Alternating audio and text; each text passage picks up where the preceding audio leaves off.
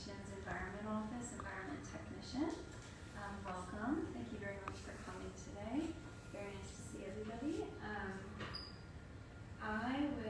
Unfortunately we don't have anybody to do our Thanksgiving address tonight, but any takers? No? Just thought I should ask. So today I will introduce our guest speaker, Dr. Robert Cockcroft. He's an assistant professor in the physics and astronomy department at McMaster University, where he's teaching She can't hear. Oh, you can't hear? Should I put it closer? Perfect. Is that better? Okay, perfect. Let me just start the introduction one more time. So today we have Dr. Robert Cockcroft here. He's an assistant professor in the physics and astronomy department at McMaster University, where he's a teaching and outreach specialist. He teaches a number of courses on physics and astronomy, and he is the W.J. McCallum Planetarium Director. Sorry if I... He's currently working with a team at McMaster to provide Eclipse classes and educational material to help everyone prepare for the 2024 April 8th total solar eclipse safely, and draws on experience with having witnessed the 1999 UK and 2017 US total solar eclipses, which is very rare. He also continues to work with Indigenous collaborators on Indigenous astronomy projects, including the Indigenous Eclipse panel event that will be happening on April 7th, which he will talk more about. Alrighty, we can get the show on the road. Thank you.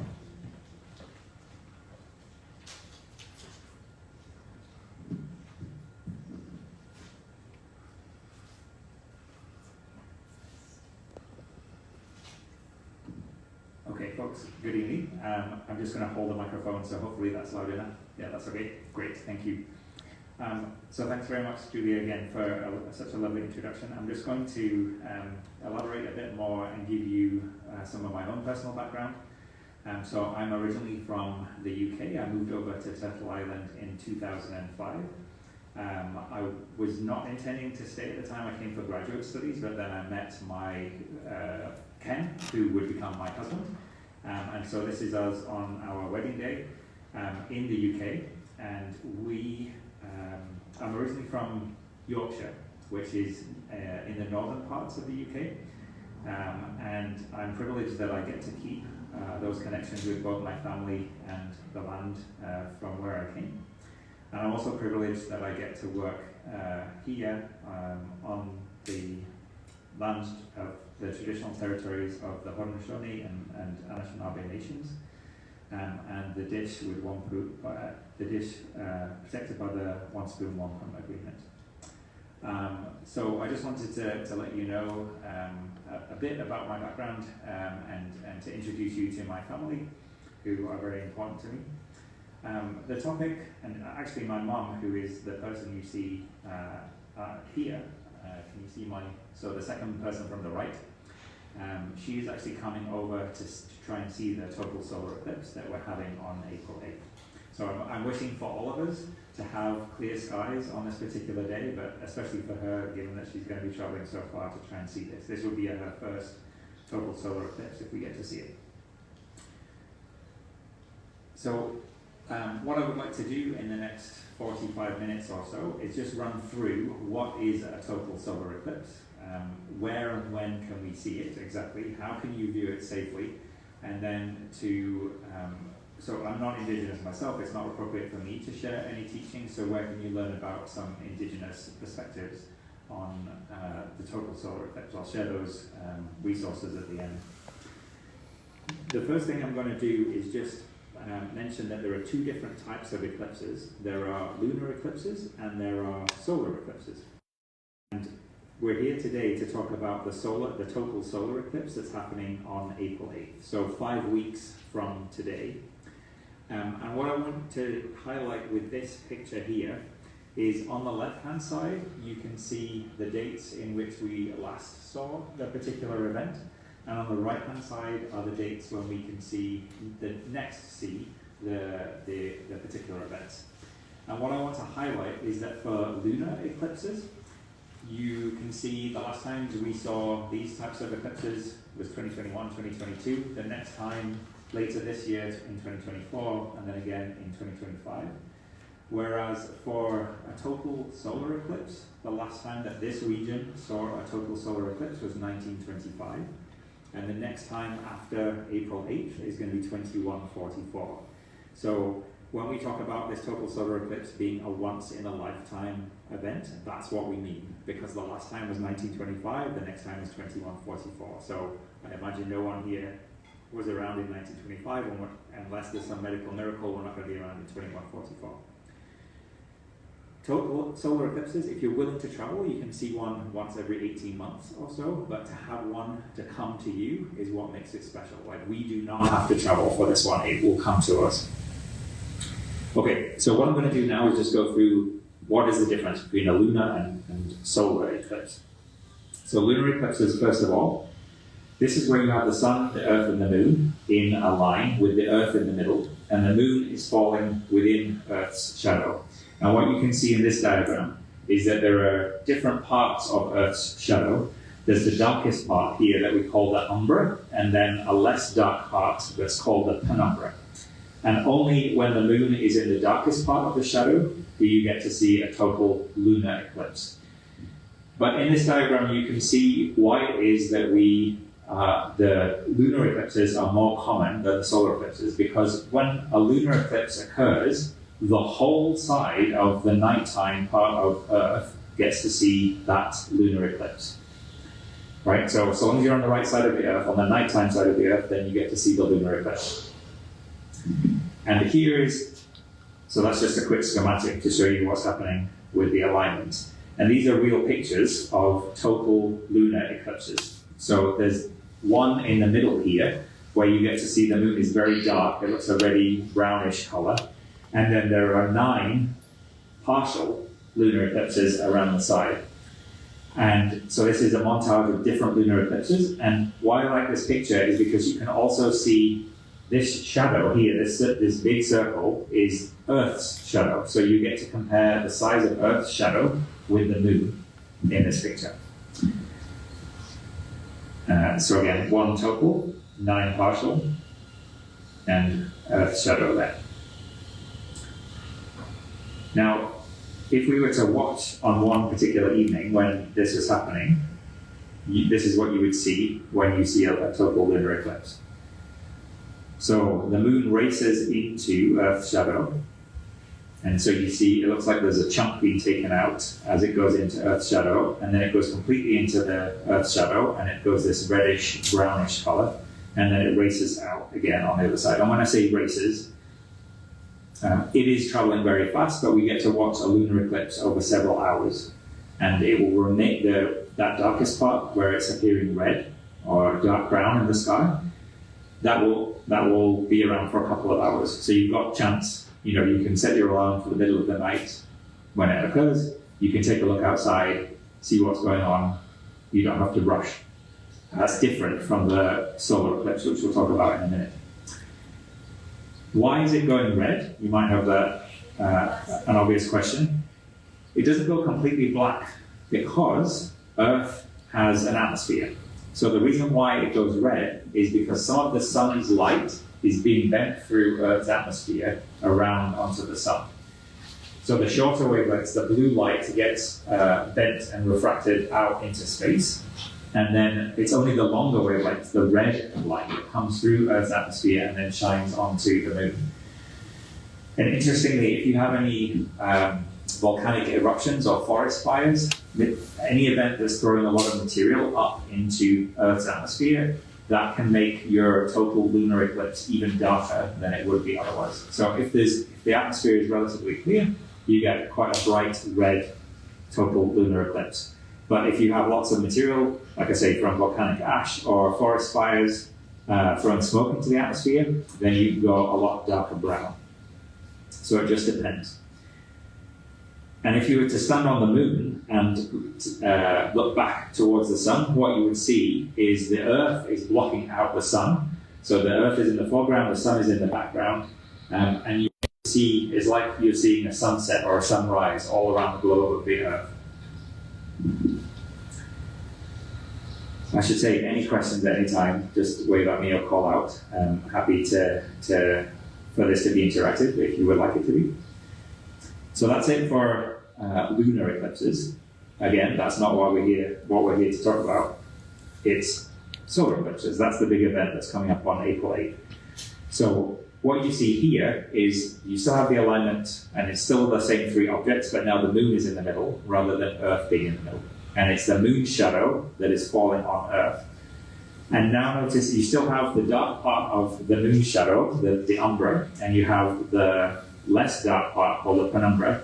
But notice where the dark part, where the umbral part of the shadow hits Earth, it's a tiny, tiny patch.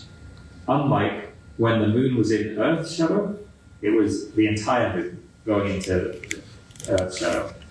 Here, it's just one tiny patch, and you have to be in that tiny patch to see the moon completely block out the sun. If you're over here in the less dark part, you'll only see a partial solar eclipse. And that's what we saw in 2017. We were in this less dark part here. But this time, 2024, we get to be in the darkest part.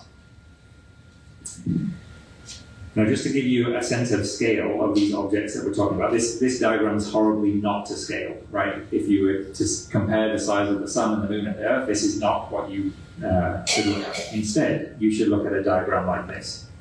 So here you see the main blob, the main orange circle, that's the sun. There is Earth, that little black dot there, and this is the moon, that little black dot there. So the moon is 400 times smaller than the sun, but it's also 400 times closer to us here on Earth. And that's why when we look from Earth, it appears like the moon and the sun. Here in this picture with the moon shown as black, or here with the moon surface colored in. The moon and the sun from Earth appear to be the same size. And that's what allows total solar eclipses, because the moon will completely block the sunlight. Now, just to go back to this picture for a second, you will have noticed, so we've got the Earth here and the moon here, but there are other blobs on the sun's surface. These are called sunspots, and these are relatively cool parts of the sun's surface. And they're cooler because it's where the sun's magnetic field is poking out from the sun's surface. And so what the sun is trying to do in the normal regions of the sun, say over here where there are no sunspots, there is warmer material rising up from within the sun and causing this part of the sun's surface to be about 5,800 degrees, so really hot. And that's, even though we're so far away, we're 150 million kilometers away from the sun, yet we can still feel the heat coming from the sun, and that's because the surface is so hot, several thousands of degrees. These parts here, they're still really hot, but they're a couple of thousand degrees cooler than this region over here. So the sun's magnetic field is poking through the surface wherever you see a sunspot, and it's preventing the warmer material below the sun's surface rising to the top. And so because it's cooler, if you took a chunk of this material out, it would still be really, really hot. But because you're comparing it to even hotter material, it looks darker. And with the solar eclipse glasses, which I hope you picked up on your way in here, if you didn't, there's some you can pick up on the way out. You on any one particular day when it's sunny, you can actually put these on and look up at the sun, and you will get to see if there are any sunspots on the surface. And that's what we were doing earlier today. I gave another version of this talk earlier today at the Six Nations Public Library. And then after the talk, it was still sunny, so we went outside and had a look at some of the sunspots. So you can use your solar eclipse glasses on any day and to safely view the sun, not just on April 8th. And you can try for yourself to see whether you can see any of those sunspots. I should say this is a picture taken from a spacecraft that was near Jupiter. So that's a real picture, so and there's the sizes, and this is what we're talking about in terms of the view from Earth. So if I go back to this slide for a second,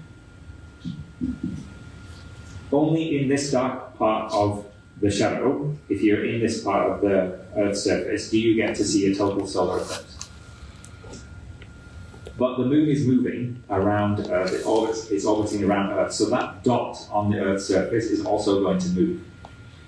And so if you're in this location, we say that you get a total solar eclipse. So you're in totality. At some point you'll be in totality. And because that dot on the Earth's surface is moving, it creates a path that we call the path of totality. So if you're in the path of totality, you get to, as we are here, as Hamilton, Six Nations, all the way down to Niagara, we are in the path of totality, we get to see the total solar eclipse. If you're outside the path of totality, like in Toronto, for example, you will not get to see the total solar eclipse. You'll get to see a partial eclipse, you won't see a total one.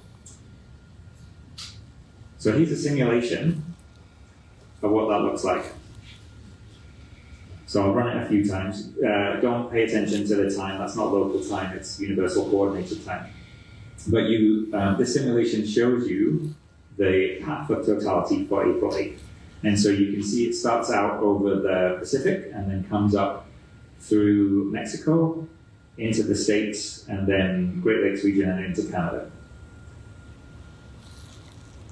And so only if you're in that really small dot, so there's the penumbral shadow, but only if you're on the line that dot traces out, will you get to see a total solar eclipse. Everywhere else in that larger circle that you see going across this larger circle here, if you're within that larger circle, you'll get to see a partial solar eclipse. But only here do you get to see the total. So this is a simulation, but we can go into space and have a look at what satellites see if they're looking back at Earth when there's a total solar eclipse. And so what you see here, the first thing that you'll see is that there's a daytime and nighttime of Earth. But then in this particular frame, you get to see the total, the moon shadow racing across from the left-hand side to the right-hand side. See it again down here. So you can see the moon shadow racing across Earth's surface, and then here's another video of a different total solar eclipse, and now you see the shadow goes from top left to bottom right across that image.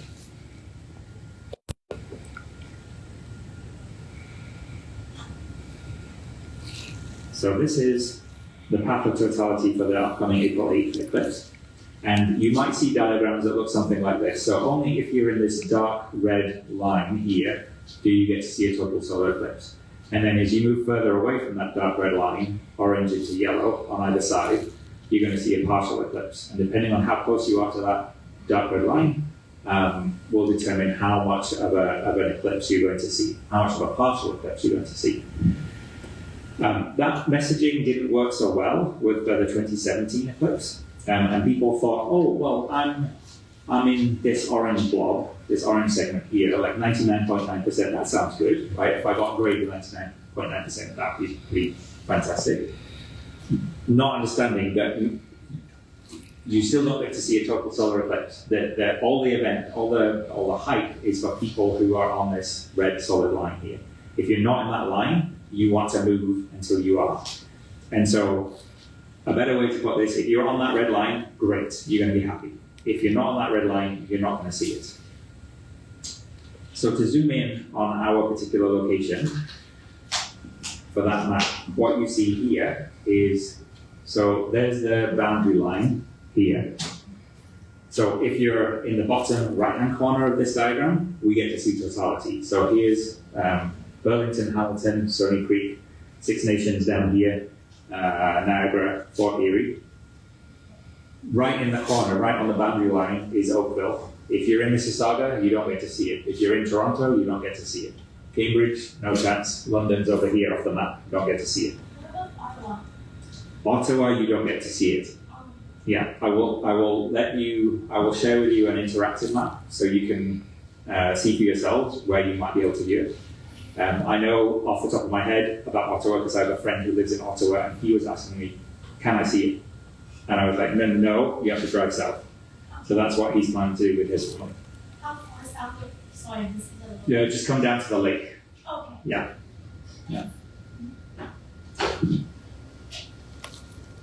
So to run through with you what is going to happen on April 8th, there's this diagram here. So hopefully you know, like adults in general know, not to look at the sun with your eyes. Unless you have these special Eclipse glasses, then you can look at the sun safely with these glasses. What's going to happen is from just after 2 p.m., that's when we have what we call first contact. So you can just see a very thin sliver of the sun's disk being taken out by the moon. So the moon just starts to cover the sun, right? So these two objects are approaching one another, and the moon is just encroaching on the sun and starts to block some of the light from the sun. And so this is the start of the partial eclipse.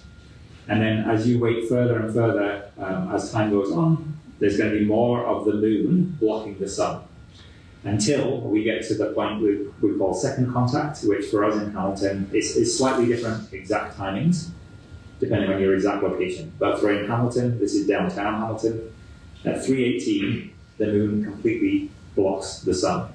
So up until this point, you're going to have to wear your solar eclipse glasses. At 3:18, you can take them off. This is the only time you can take them off and safely look at the sun, because the moon is blocking the light from the sun. And downtown Hamilton, you get 1 minute and 50 seconds before we have third contact, when the sun starts peeking through the other side. And then we carry on with a partial eclipse until fourth contact, when the moon is completely gone from in front of the sun's surface again. So just to repeat, this is the only time, this minute and 50 seconds is the only time when you can look safely at the sun with no aids whatsoever, no safety equipment. Before and after, you absolutely have to wear your solar eclipse glasses. Okay? There are other ways you can safely observe, which I'll go through in a minute. I'll show you in a minute. But that's what you need to do. The other thing, so I've asterisked second and third contact. What you can see here for second and third contact is because the moon isn't perfectly spherical, it's got craters in it. And so just at these points here, just before and just after, the moon is completely covering the sun. Part of the sun's surface might be peeking through some of those craters. If it peeks through a number of the craters, the effect that you get to see is called Bailey's beads. If it's poking through just one crater, it's called the diamond ring effect. So some people like to try and see the diamond ring effect or the Bailey's bead effect because it's very pretty. And I've seen it myself as well with the 2017 eclipse. I'll show you a picture later that we took of that one. If you're going to try and see this, I'd say try and see the one on third contact. Don't see the second contact one, because if you accidentally look at a part of the sun at this point, just before the eclipse, you're not going to go blind because it's only for part of a second. But you will give yourself, the projector is staring at my face right now. So when I look away from the projector, I've got this blob in my eye, right? And if I try and look at one of you, I can't see your faces properly because I've got the blob of the bright projector in my eye. Right, that's what's going to happen if you accidentally catch this one. And then you won't be able to see this because your eyes won't clear quick enough. We've only got 1 minute and 50 seconds. So don't try and see that one. If you're going to try and see these, see that one instead. You'll know instantly when it's time to put your glasses back on because it will suddenly get painfully bright again. And you'll be like, yeah, time to put glasses back on.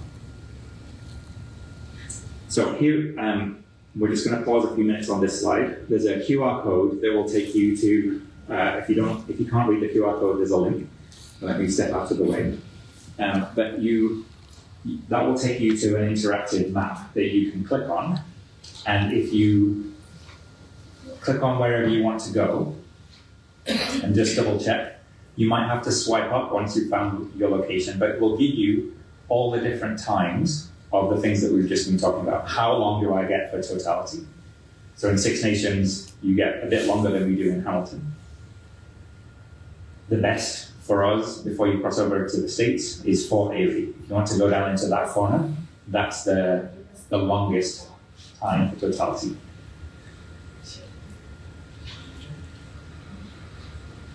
So for the person who's asking about Ottawa, you should be able to click on there and see you don't get totality, but how much of a partial can you see?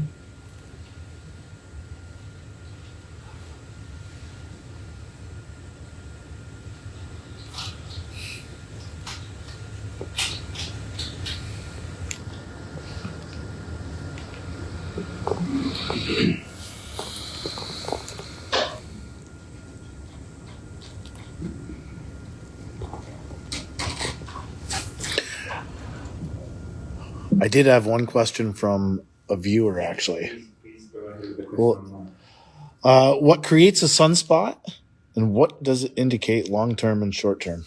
Yeah, so I will perhaps just go to the slide that I have here. So there are different satellites that are observing the sun constantly. This particular one is a NASA satellite. It's called the Solar and Heliospheric Observatory, or SOHO for short. And this is a picture taken of today's sunspots. So you might be able to see it, but the date at the top is 4th of March, 2024. And so the biggest sunspot is this one, right on the edge here. And we had a really hard time when we were trying to look for it earlier. But last week, the sunspot was over in the middle, and you could easily see it with just looking through your solar eclipse glasses. So the sunspots are created where the magnetic field of the sun is poking through the sun's surface. And what you can do with a neat little project, once you've got your solar eclipse glasses, is when you see a sunspot that is large enough, you can just track its progress over the course of a few days, and you can see the rotation of the sun. The sun takes about 25 days to rotate fully on its axis. So you can watch one particular sunspot if you go out day after day and just see that the sun is rotating, because the sunspots move with the sun as it rotates around. The sunspots indicate what we call the solar activity, and the sun itself goes through various cycles, and so sometimes there are lots of sunspots and sometimes there are relatively few sunspots. And so you could also see that activity over time, relating to the sun's magnetic field flipping periodically. We think the Earth's magnetic field also flips, but it happens on a much, much longer time scale. So. Thank you for that question. Any questions from in the room? Yeah.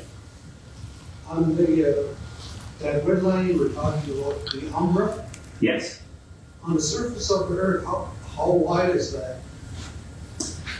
So the question was on this picture, I'm just trying to find it. This one, right? This one, yeah. So how wide is the umbra was the question, and it's a few hundred kilometers wide. So on almost the center point of this region, for us, it's very close. It's just on the other side of the US border, Fort Erie. And then it comes up all the way in, there's that other picture, this one. So this is down in the bottom right-hand corner, if you can see down here, that's very close to the center point. And so this region here, however far that is, it's about the same distance on the other side as well. Yeah.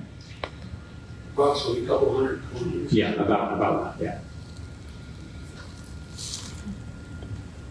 What's the sorry, I probably missed it. What's the difference between the areas that's in the red shade and also the areas that's on the right? Yeah. So anywhere in this dark red area is going to get a total solar eclipse. So that's you will get to see this if you're in the bottom right hand side. Yeah. If you're not, you only get to see this. Even at the maximum time, you'll only get to see that. What about the places that are on that red line? On this line? Which? Because there is a line with a dot. Oh, the dot when you zoom in even more, you mean there's a dotted red line. That's the maximum for your region. Yeah. So that maximum is, like I say, just on the other side of the border with the states. That's right. Yeah.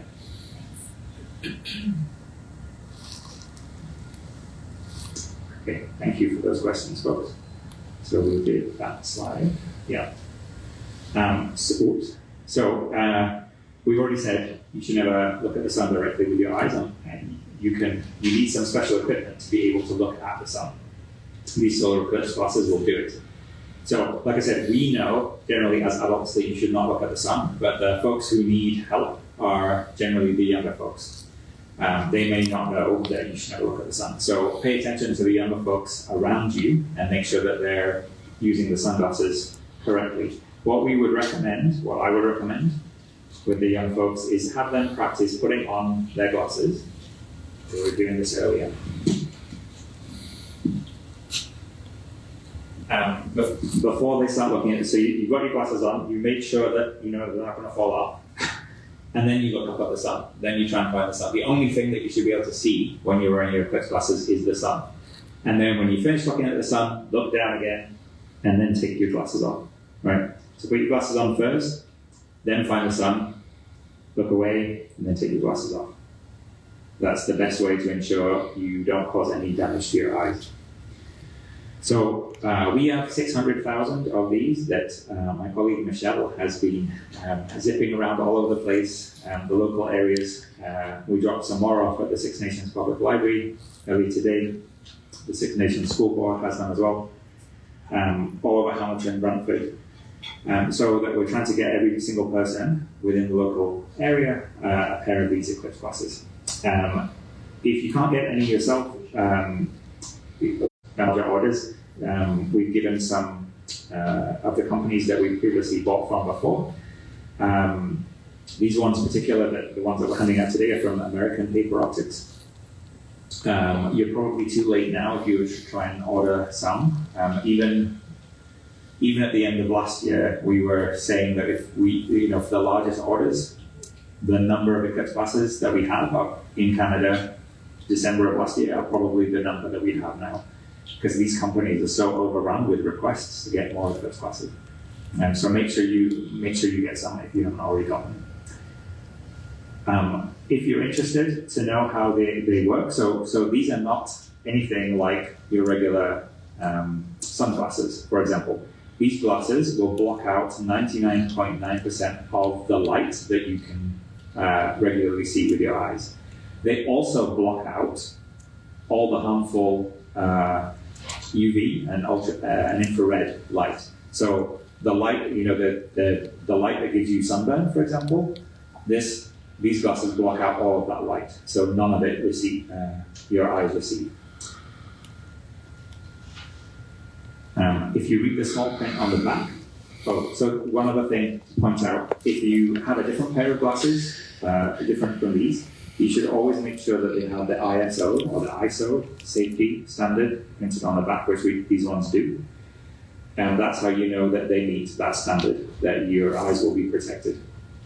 In particular, it's the ISO 12312-2 number that you need to make sure that you're on there. With some glasses, you might see that they say you can't use them for longer than 3 minutes, and if they're older than 3 years, then you can't use them. So long as they have the ISO number that I just mentioned, the one that I just read out, you can ignore that warning, because it's the upgraded version that you're using, and so that old 3 minutes or 3 years doesn't apply. Okay, what I want to talk about next is what I saw. Yeah, another question. Could a person use welding shield glass? So the question was, can we use welding glass that we might have available to us to safely view the solar eclipse? I don't know enough about welders' glasses, but I do know that there are different grades of glasses, and some of the grades are not good enough. You have to have some of the higher grades to make sure that they're good. But I don't know. I don't have an experience. But so I would look that up. I don't know myself.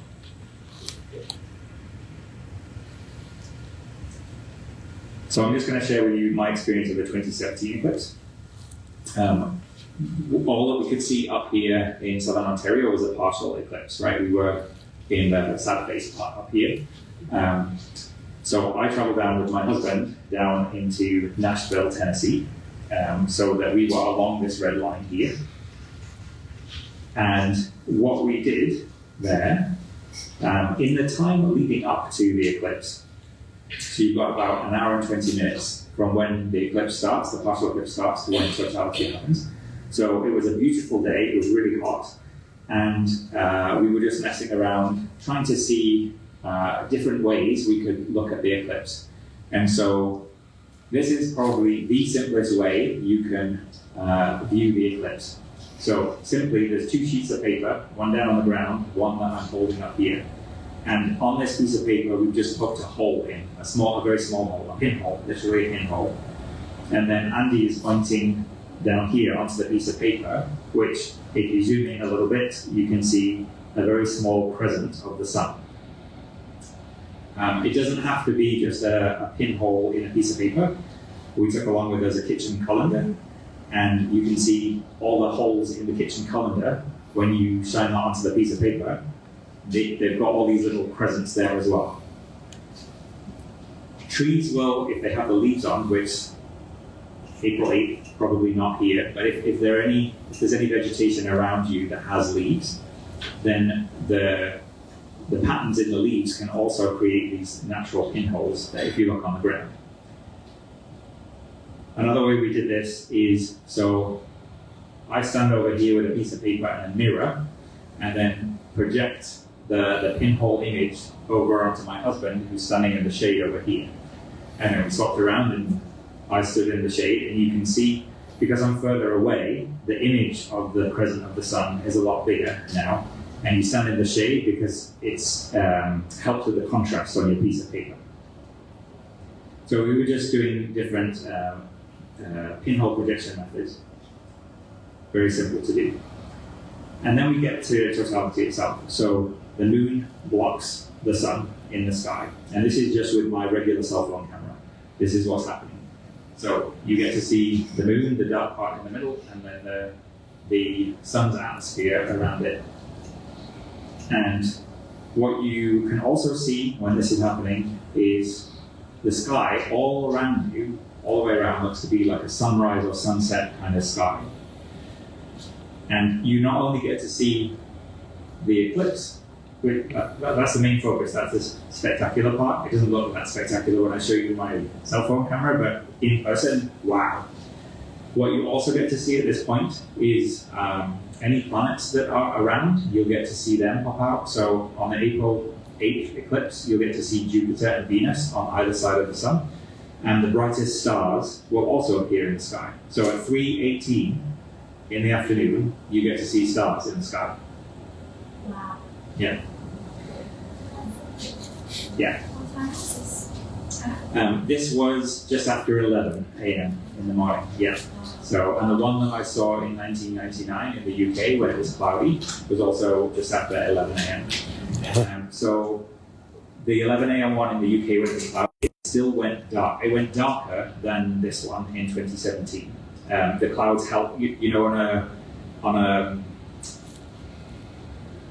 regular night, right? It goes dark. It can seem to go darker when you have clouds rather than the stars and the moon. So that's what happened in the middle of the day in 1999. And the other thing that we could see in 1999, which I couldn't see in 2017, is the shadow of the moon on the cloud tops racing towards us. And then it goes dark during totality, which we couldn't see this, but it was dark just after 11 a.m. And then you saw the moon shadow racing away from us on the cloud tops as well. Yeah.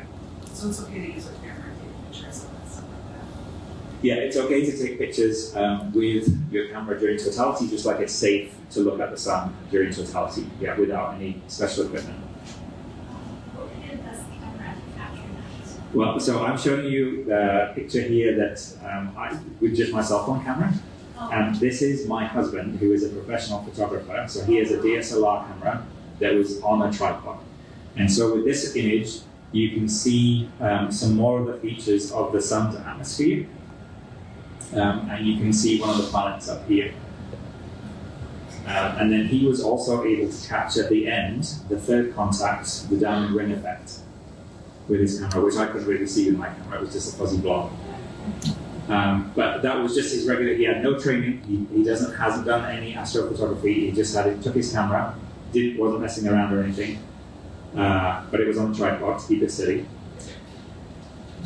If you have not seen a total solar eclipse before, I would suggest not messing around. You've got such a short time. You've got a minute and 50 seconds, right? Maybe slightly longer if you get closer to 40. But you've got such a short amount of time. Don't waste that time trying to take pictures. there'll be lots of people who are taking pictures on your behalf, and you can commemorate with those pictures. Try and see it with your eyes yourself, if this is your first time, because it flies by. It will be gone within 2 minutes, literally gone in 2 minutes. Yeah.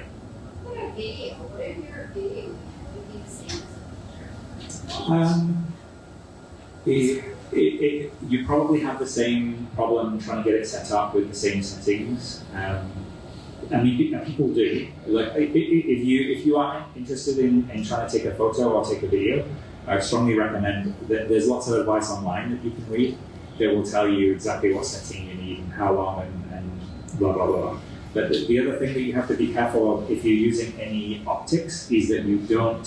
So you wouldn't want, for example, if you had a telescope, you wouldn't want to point your telescope at the sun because it would, like, as it's harmful to look with your eyes, you can imagine you're just going to amplify or magnify that effect because the telescope is concentrating those harmful rays. So, like, you would cause even more damage if you tried to look through a telescope at the sun than if you just looked with your eye. But also, you probably damage the telescope as well because you're concentrating that light onto the optics of the telescope or the camera or the binoculars or whatever it is. So whatever you want, like if you're wearing glasses, like you wear regular glasses, what you want to do is put on your regular glasses and then put the solar eclipse glasses over your. So the first thing that the sun hits are these solar eclipse glasses, and then it goes through the other optics. So same with your telescope or your binoculars or your camera. You have the first thing that it hits is going to be the special protective screen. And then it goes through the optics of your telescope, camera, binoculars, whatever. Yeah. And that goes for a photo as well? I mean, I've taken pictures with my cell phone of the sun on a regular day, right? Or the sun just happens to be in the photo. Camera is fine, no problem, right? So same on eclipse day. It's not that the sun's light is any more dangerous on eclipse day than on any other day. It's the same. It's just that there is an increased awareness that something's happening in the sun, so it's more likely that more people are looking at the sun to try and figure out what's going on. Yeah. The other thing that goes weird when this happens, so the moon is blocking the sun's light, so all around you, as totality approaches, the light levels get weird, and it's as if your eyes have gone cloudy, or as if it's misty or hazy. But it's not that, because you can still see far, just as far as you did before. But you're not used to seeing the light from the sun being 99% reduced value, right? 99% reduced effect. And so the light just looks really, really, really weird as you look around you. Even as like you get 10, 15 minutes before totality, things look weird. The other thing that we noticed in the 2017 eclipse, the moon is not only blocking the light, but it's also blocking the heat. So we had gone out that morning and it was sweltering because it was in Tennessee. It was uncomfortably hot. And during totality, as we approached totality, it got noticeably cooler to the point when it was in totality, it felt like you had to put a jacket on. There was that noticeable difference. April 8th for us here in Canada, or do we notice the temperature change that much? Maybe not, but you'll definitely see the weirdness of the light if we have clear skies. Yeah. We're okay with any questions online? Yeah. Yep. So one of your questions might be, why don't we get to see this all the time or more frequently? Like if here's the Earth in the middle and the moon is going around the Earth and the sun is over on the right-hand side here, you can see the moon, as the Earth is, there's always half of the moon that is illuminated as the moon orbits around Earth. So why do we see different phases? It's how much of that illuminated side do we get to see? And so we can start here with a new moon. We go, as the moon increases its phase, we say it's waxing, and then it's waning as it decreases. And so when we're in a waxing crescent, so the crescent is increasing, but we've got a crescent pattern, what we see when we see the crescent moon here is just this little portion of the illuminated half of the moon. Then when the moon moves over here, now we get to see a bit more. We get to see a full quarter of the moon's illuminated side. So it looks like a half moon. And then it increases further, and we get to see what we call gibbous moon. So we almost see all of the illuminated side, but not quite. And then we get the full moon. We get to see the entire illuminated side. And then it goes back to waning gibbous, third quarter, and waning crescent. So from this perspective, it looks like we should always, whenever every month when the moon goes around, we should have a total solar eclipse because the moon is blocking the sunlight, right, from Earth at this point here. So why don't we have a total solar eclipse every time the moon is new moon? And that's because this picture that I'm showing you here is it's like a bird's eye view, a top-down view, and you're only getting part of the story. We also need the edge-on view here. So here now is the sun in the middle, and Earth is going around on this big square. It's almost circular orbit, but you can see it's lying on this flat imaginary plane that is represented by the big blue square. If you take a look at the moon's orbit is tilted by about 5 degrees, and those are the little orbits that you see in the 4 positions. So if you take a look at the left or the right-hand images, you can see that either the moon's shadow is falling below Earth or Earth's shadow is falling below the moon. So in these configurations, you don't get to see the shadows aren't falling on the right places. It's only when, so these two don't work, it's only when you have the alignment such that the shadows are falling on one another. So you've got the alignment from a bird's eye view and an edge-on view that you get to see a full eclipse. Now we've been talking about total and partial lunar eclipses. There are other types of, total and partial solar eclipses, and there are other types of solar eclipses. And to talk about the next one, what I want to show you are these images here. So the Earth's orbit around the sun isn't perfectly circular. Sometimes we are a little bit closer to the sun, so the sun appears larger in our sky, and sometimes we're a little bit further away, and so the sun appears smaller in our sky. Same thing with the moon. The moon's orbit around Earth is not perfectly circular. So sometimes the moon appears slightly bigger in our sky. This is what the media likes to call the supermoon. Would you say being 15% larger is like if I was 15% stronger than the average male human? Would you say I was a superman? Maybe not. So astronomers don't like the term super because it's not really super. But this is when you see the media talking about the supermoon, this is what they're talking about, the difference in the size of the moon, because the moon is sometimes closer and sometimes further away from it. So you can imagine, so April 8th, we have a larger moon covering a smaller sun. So we get to see a total eclipse. But if you had a small moon with a large sun, then you don't get coverage. You don't get full coverage. You get what we call an annular eclipse. So even with the perfect alignment, you still have enough of the sun's surface exposed to you that you cannot safely look at it, right? And you will not get a total solar eclipse. The moon is parked perfectly in the middle of the sun, in the foreground, but you still get to see a ring or an annulus around the sun, which is dangerous to look at. And there is one more type of eclipse, which is even more rare, called a hybrid eclipse. So you're imagining, so all the sun, the moon, the Earth are all moving through space. There can be eclipses where you go from an annular eclipse to a total eclipse, or a total eclipse to an annular eclipse in the moment of totality. If the moon just happens to be at that point where it's moving slightly further away or slightly towards the Earth, you can have that crossover. And the last annular eclipse that we had, if you were down in the States, you might have been able to see it. So last October, we only got a partial solar eclipse, right? We only got a partial being up here, but if you were down along this line, then you would have got to see an annular eclipse.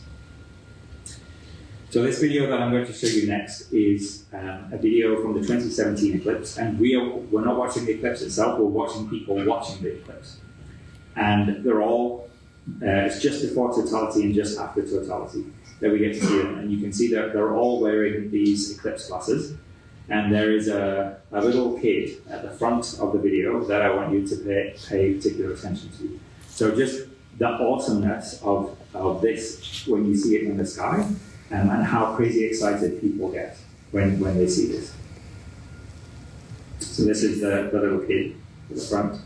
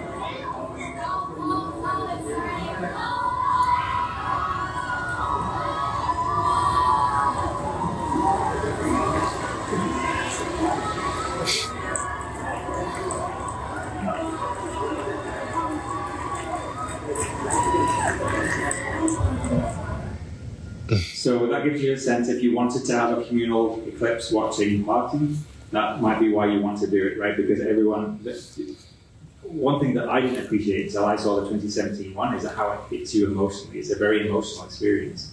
And it's really nice to be able to share that with other people who've just seen the same thing as you.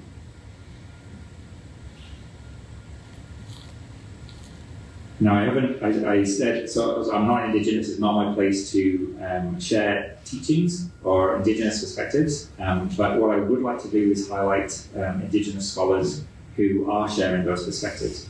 And so the first thing here, this is a YouTube video that our colleagues have put together. So Dr. Laurie Russo-Menton, who is at the University of Toronto, who is Innu, Samantha Doxata, who is Oneida, and I understand some of you have seen one of her talks just recently.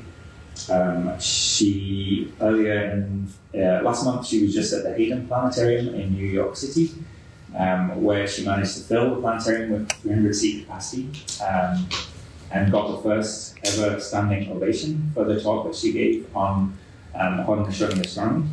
Very touching to be there and see that. And then Melanie Demas, who is Mohawk as well. So they share some different perspectives in that YouTube video.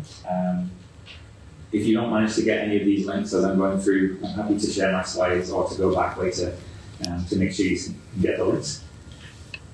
We also at MASA will be having an Indigenous panel event, an Indigenous Perspectives panel event. So this is the day before. So April 8th is a Monday, and so the eclipse is happening on Monday afternoon. The day before, on the Sunday, we'll be having this panel event where we're inviting Elder Catherine Knott, Bonita Bonet, Melanie Demas, who was also in the previous YouTube video, Corey Gray, and Vicky Monet, to share about what Indigenous astronomy stories and also whatever they would like about the eclipse perspective as well. And then finally, what I would like to just share is that, so we have a planetarium on the NASA campus, and we have a second planetarium as well, a portable planetarium that we can take off campus to different communities. We currently have one Indigenous themed show, which some of you may have seen. It's the Celestial Bear, the Six Nations Night Sky, which we worked with Tom Deere, David Moses, and Professor Rick Monchur to produce. That show, the Celestial Bear show, remains our most, it's 9 years old now. It remains our most requested show in the different suites of shows that we can put on in the planetarium. We're working with those same folks again to produce another show that will be based on the Seven Dances, or the Pleiades. We're literally in the midst of producing that one, and it should be available later this year, so check back in the summer to see that one if you're interested. The link to the planetarium website is there, and my email at the bottom, so it's just my last name, Cockcroft@master.ca. So that is all that I wanted to share with you this evening. I'm happy to take any more questions if there are any. or any comments or things that you would like to share. Retail places, where we can get the glasses. Say again, sorry. Retail places, we can get the glasses. So if you're looking for more glasses or to tell folks where to get their own glasses, you can go to the Hamilton Public Libraries or Six Nations Public Libraries, and they're distributing on our behalf. For larger orders, if you're wanting any, we have collection times on campus where folks can come up if they're looking to pick up for a school group or something like that. But for, school groups, we should be distributing through, like centrally through the school boards. So if you're part of the Six Nations board, for example, or the Hamilton Wentworth District School Board, you can go to them, the Board of Education specifically, and they will distribute. They've got thousands of glasses, and they'll be distributing to the local schools. I know this might be a little. What about online? Is it normally through you can get glasses? So for anywhere outside the Hamilton region, it's the Discover the Universe, it's called. There's a national program for astronomy outreach, Discover the Universe, and they will be, they'll either take order requests if they have any glasses left, or they can redirect you to your more local distributors of glasses. Great, thanks. Yeah. So if one is to look at the sun when they should, does it actually bring the retinas of your eye? Yeah. What happens? Yeah. So the question was, what actually happens if you look at the sun? So if you just glance at the sun, it's not going to burn your retinas. Like if you accidentally, whoops, it's just going to create that blob in your eye temporarily. But if you were to stare at the sun, right, it's physically difficult to do that, right? But if you were actually to do that, then it does burn a pattern in your retina that would be whatever the sun appears like. So unfortunately, after every eclipse, there are cases of people having looked at the sun and they go to the ophthalmologist or optometrist afterwards, and they have a crescent shape on them burnt into their retina, which will never go away. And the optometrist knows immediately what has happened. They can see that crescent shape while you were looking at the sun, weren't you? When you shouldn't have. There's no denying it. The crescent is onto your retina. So that happens, unfortunately. Yeah. But like I say, it's physically difficult. You don't want to look at the sun. It's too bright.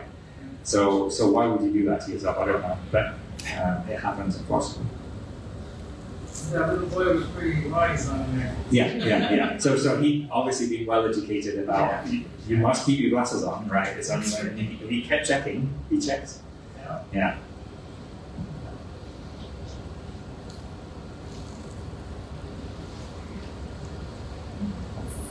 Okay, I'm happy to stick around afterwards, but I see no more questions online. No, we're good. You're still good? Okay, thank you very much, folks.